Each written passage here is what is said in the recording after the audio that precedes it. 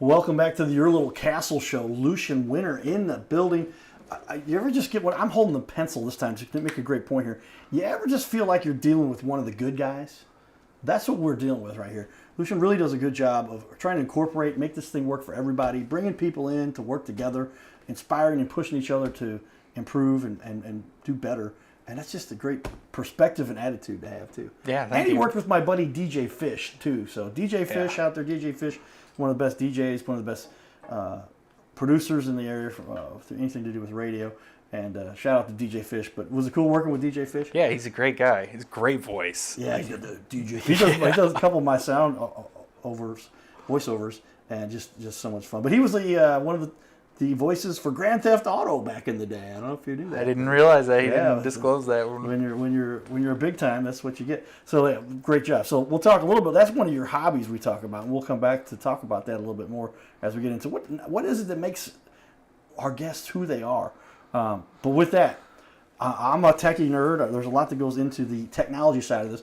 We joked that if my mom and dad didn't make me go to computer classes, this show would not happen because the studio, the walls, the TVs, the production, the editing, I've just had the good fortune. I'm not good at much, but I'm fortunate to figure this stuff out.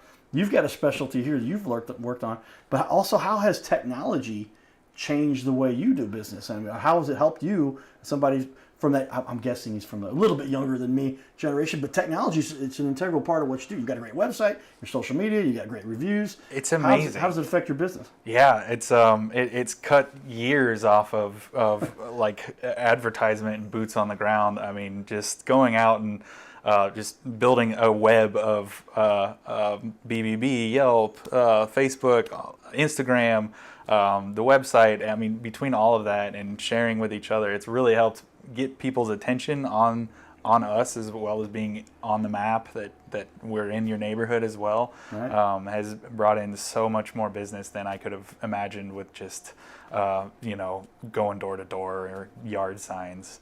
So it's a game changer. Plus reviews, like we try to keep 100% great reviews. One great review could completely derail us, so that's not an option at all.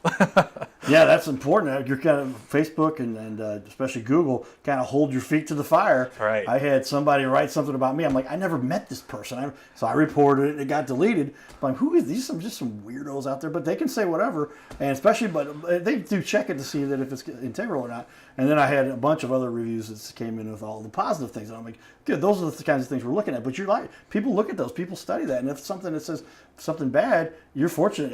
There's no bad reviews. I haven't seen anything out there for Lucien and his team. But gosh, how much of an impact that has, because you might have gained somebody's attention. They're really interested in what you do.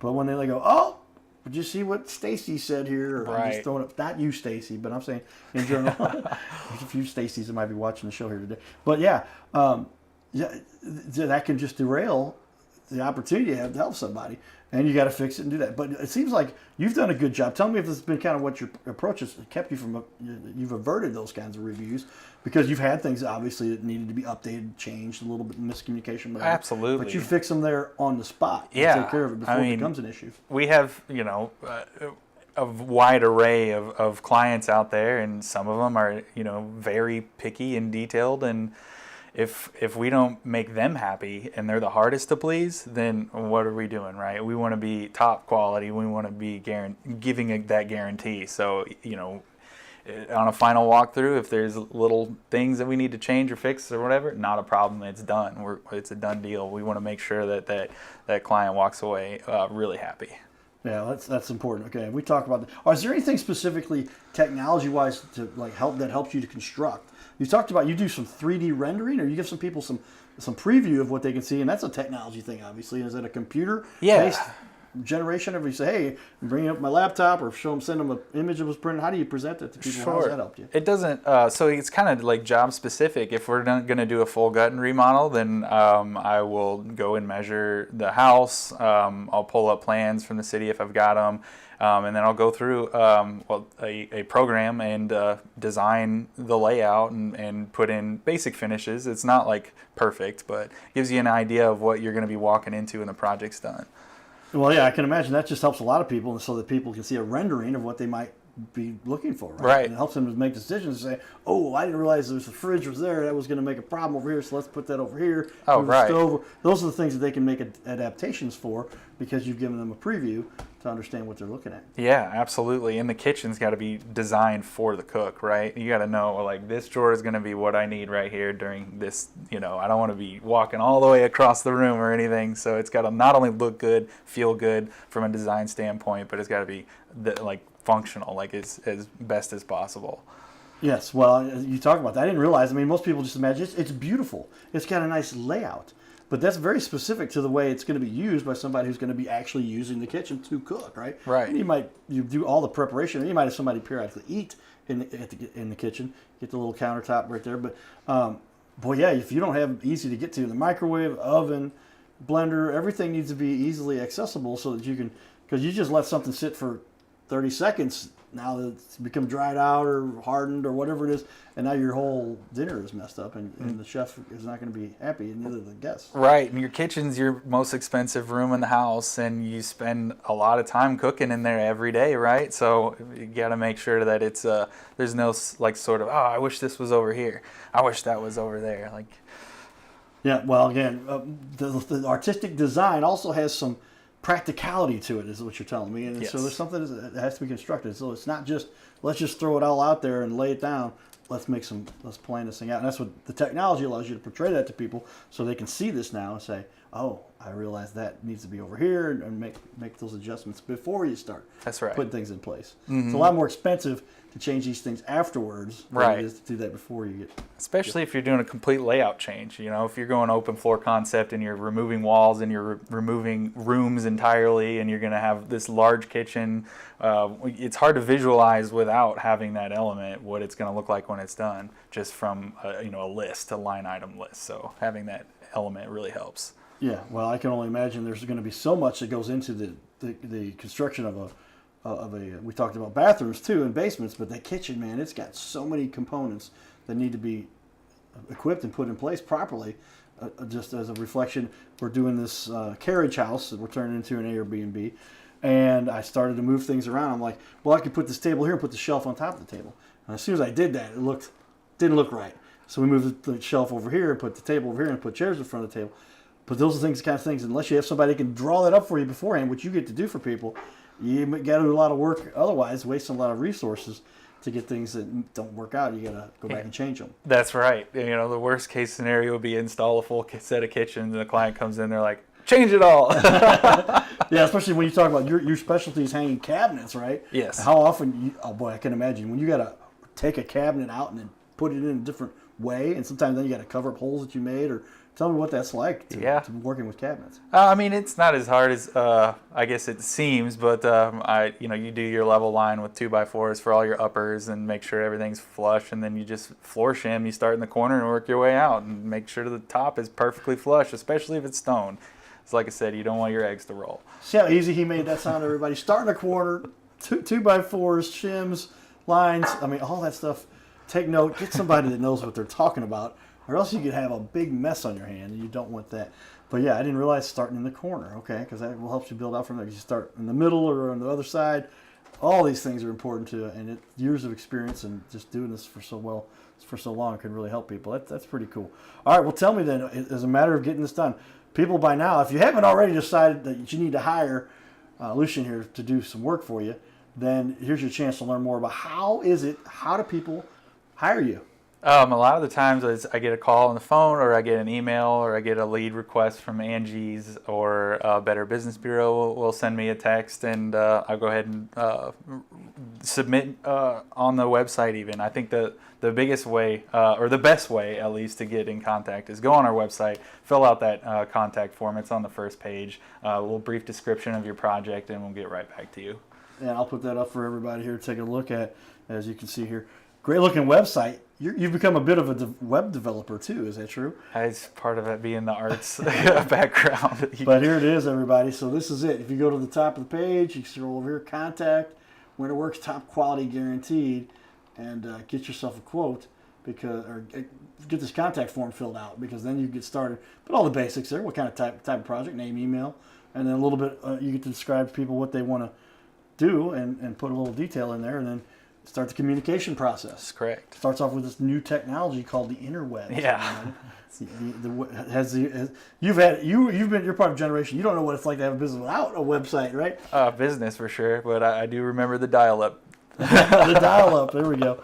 So now he's telling us a little bit how old he is, but yeah, dial-up 56K, right, or 14.4, and boy, the modem. Or Now AOL CDs, right? They send you a CD for your internet access. AOL, right? You can install that. No, those are the days, and now we got this high-speed stuff that really makes it a lot more efficient. Boy, you can run your videos and watch TV, and boy, I have to tell Mom. I get to help her out a little bit because now she's like, well, how do I change the channel? Because in the old days, you just press up or down, right? Now you got to go in and go to the menu, and then go scroll down, hit that one, and hit the enter button in the middle of it. That's the middle button, Mom. And then that'll select the show that you wanted. Well, how do I start over? Oh, okay. You can rewind today. You used to be able to do that. But boy, how's technology changed it? And you're on the ball with all of what you've got going too. Yeah, we try to be cutting edge. Well, that's cool. So process is pretty simple. And by the way, everybody, I'll put this up on the screen for everybody.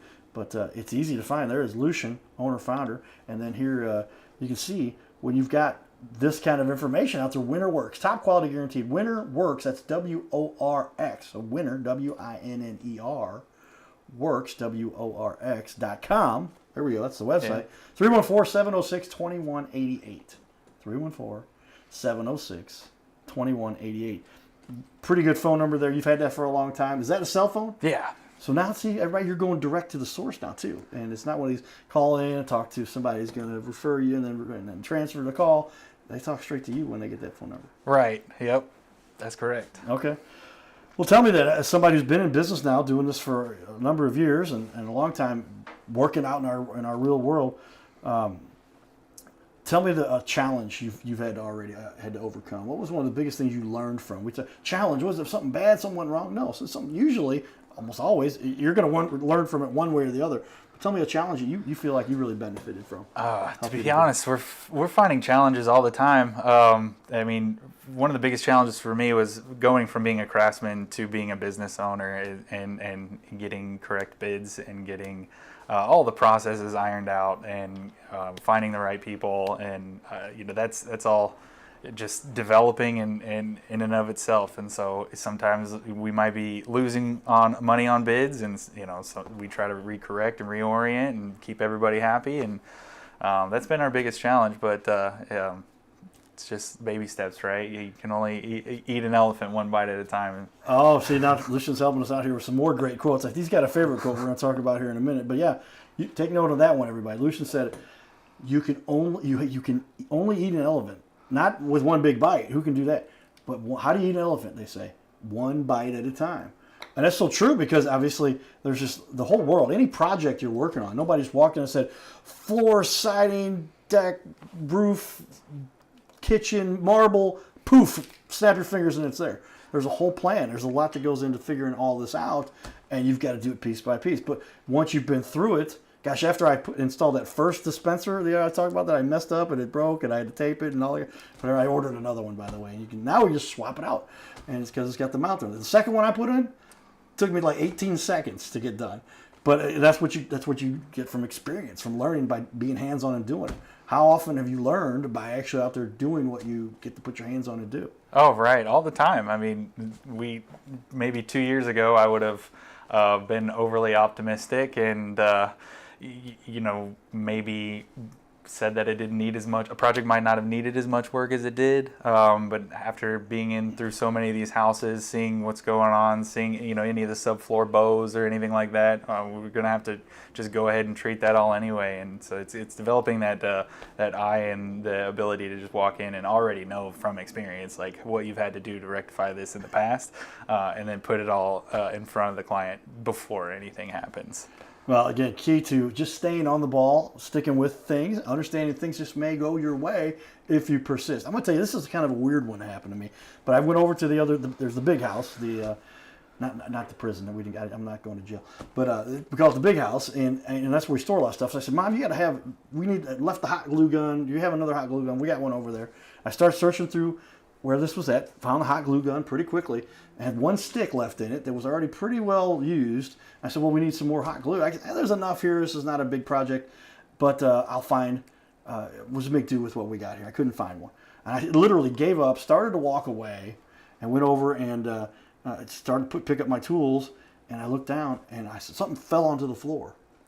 A hot glue stick fell right onto the floor. But when you're doing things right, maybe Dad was looking down. He says, "Hey Carter, hold on, you're going to need that glue, hot glue." These are the kinds of things. Things just start to go your way if you just put the dedication in. How often have you found that where you might have been stuck, but you just persisted and you got through it? Oh, all the time.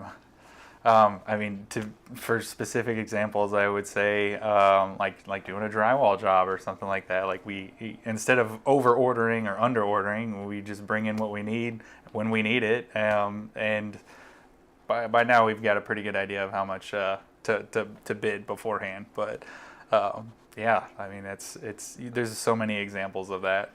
Yeah, it's just that's I guess what comes with persistence, professionalism.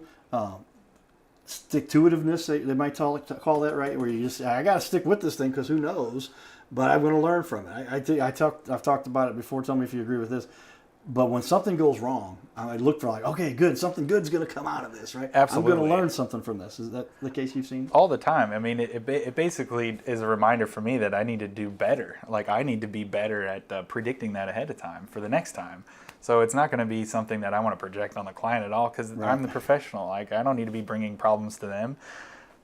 So it's like it goes back to one of my favorite quotes is to just work harder on yourself than you do on your job is a reminder to constantly be improving and being better so that you're more efficient and can get the job done faster with better quality and make everybody happy.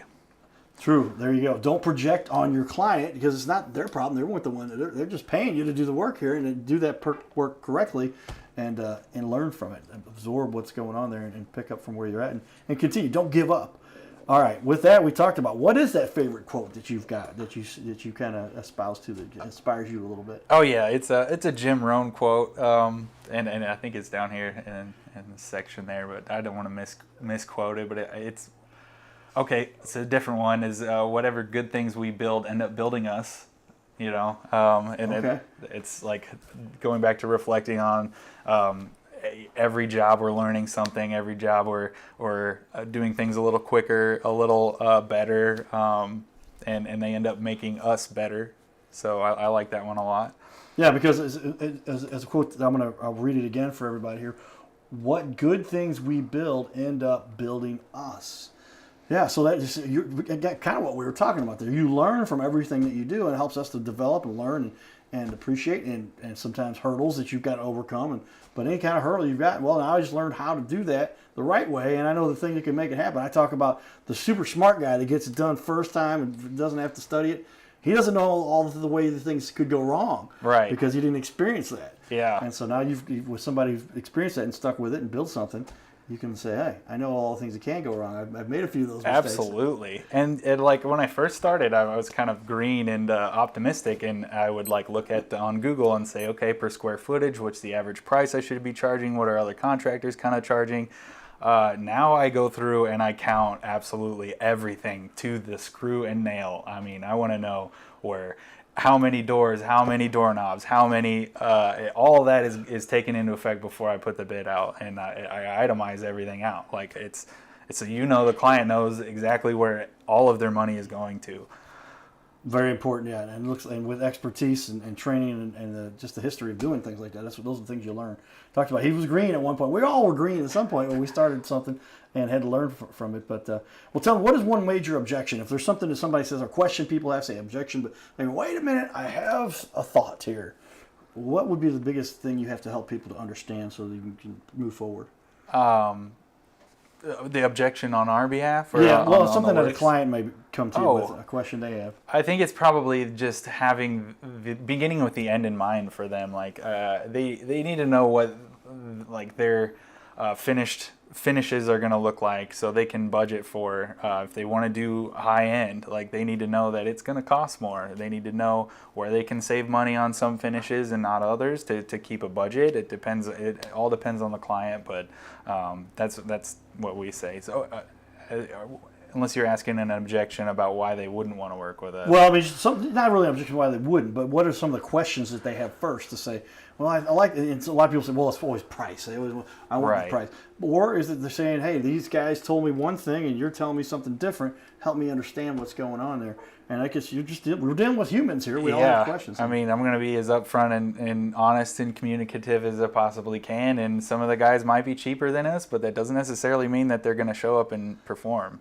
Yeah, that's another one. Vet the people you're talking to, because this is a big decision. This is the most valuable asset just about anybody will ever own is their house. Yeah, something it's your they can castle. Retire in. There you go, your little castle. You can retire and pass on to the family, and something you want to make sure that's done correctly the first time. Okay. What do you get the most satisfaction from by doing the work that you do? As well, Mike, we talked a little about this earlier, but when it comes down to why are you satisfied to see the result? Is it when you see the smile on somebody's face? What is it you enjoy most about what you do? Oh, well, you touched on earlier, every day is fun. I mean, it's not like, it doesn't feel like work. And so the biggest part is definitely the client's face when the project's done, like seeing how excited they are that have been through this whole process of demolition and rough-in construction and then finishing, and then like when it's done and they're just like, oh, that's great. It's such a good feeling for me, but also in seeing how my team is developing as well, and how they're learning things and they're excited about new techniques or a better way to do things that maybe save them some time or maybe save them an extra step that they might not have had to take. So it's like seeing those aha moments in everybody. That's kind of cool. I appreciate that, because you're not necessarily satisfied with what makes you feel accomplished for what you've done, but you really enjoy seeing other people do well and improve and upgrade their skills. Absolutely. And that's something that's cool. There's another kudos for Lucien here, everybody. And you think about it, I'll draw an analogy there, a similarity in my history, but I want to visit kids at hospitals. I would talk to kids about, I was in a coma, lucky to be here, a little bit of the story, but I say, oh, I'm really going to have a great effect on these kids. This is going to be good for them. And obviously I made some impact and it helped a little bit, but what I found is it really made me feel real good. So when you're helping other people, it makes you feel good about it. And isn't it great that the world works that way? Because wouldn't it be horrible? The judge and I talked about this on another show where we said it wouldn't it be terrible if every time you took advantage of somebody, you felt good. Well, there are apparently a couple people on the planet that's what they do. It doesn't last long. But yeah, it just, God made it the way that we have it here, that when you help people, things go well. And it makes you feel good by doing so. Absolutely. It's like a faith-based philosophy of ours. And helping your coworkers, your contractors, your partners in all this to do a good job to help improve and make this world a little bit better place. Well, tell me then, obviously there's a little bit that goes into all of this. What do you feel you and your company do, or is there some specific organization? What do you do most to contribute to the community? Well, like I said, we're still growing, so just bringing in people from the community. If anybody walks up and asks if they can help, I'll try to find a spot to put them in and see where they go with it. And then I kind of just see where their skills are at, where their ambition is at, if they've got the grit, if they got the stick-to-itiveness. And then, right. I've had one of my younger guys, a couple houses down from me, he's got his own demo company now, just from the putting in the reps with us and recognizing how much potential he already had within himself and was able to grow. Wow, so somebody you took from the ground up and you said, hey, I'll give you a shot. We'll see what you can do here. Start working for you and then develop, now has his own company. Right. Because at the end of the day, it's like, I don't want to pay you an hourly rate and then get you burnt out. It's like, if I see that you're performing at a really accelerated rate, you should be paid your value. Then now let's get your business going. Let's get it registered, and you are now your own entity. So it's like you're stepping up with the big boys. So come on, let's go. Let's all get this as a team together. Well, I got a really good feeling coming through right now, everybody. But that is, if you're talking about what you're talking about is really helping people to grow and become their own independent, something like yourself. Started your own company, started from the bottom, now we're here kind of thing. But you're helping other people to do that too. That's just got to be very rewarding. And along the way, it obviously becomes a win-win, because now you're going to help them, but they're helping you, and you're getting some work done. And you've had enough insight to even help them say, hey, you need to be doing this on your own as a full-time gig. Absolutely. I'll pay you for what you're doing, obviously, but man, you're good at this. You should take it to the next level. Mm-hmm. How many times do you think you've helped somebody do that? So far 3. Wow. But we're just as people are coming in, we're that's what we're doing. Yeah, I mean, there's so many people I can imagine they're kind of stuck in life and they're wondering what they're going to do with their career path. And like you kind of adapted and moved in and said, hey, I want to go for this. But you're literally going out and helping other people and saying, hey, don't just come work for me.